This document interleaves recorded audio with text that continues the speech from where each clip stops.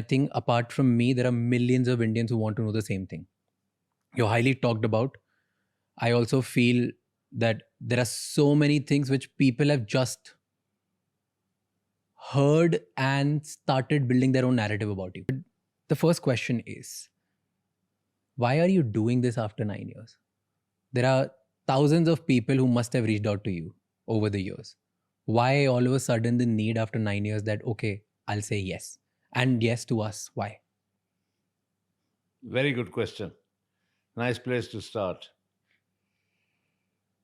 For the last 9 years, I have been the subject of a vicious, relentless trial by media in India, who, as you have rightly pointed out, have created so many narratives, negative narratives about me, that I have become a lightning rod of public anger, being abused, called names.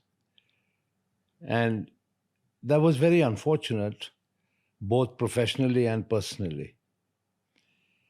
So rather than try and take on this huge Indian media machine, I just prefer. After 9 years of complete media silence, Vijay and Malya chose our podcast Figuring Out to speak publicly for the first time. I didn't do this podcast to celebrate him.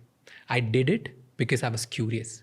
I read his tweets, I heard the headlines, but I'd never heard the full side of the story. Because the tweets that he makes are different than what the headlines talk about him. There's a mismatch. As a podcaster, my job is to ask every uncomfortable question, and I did.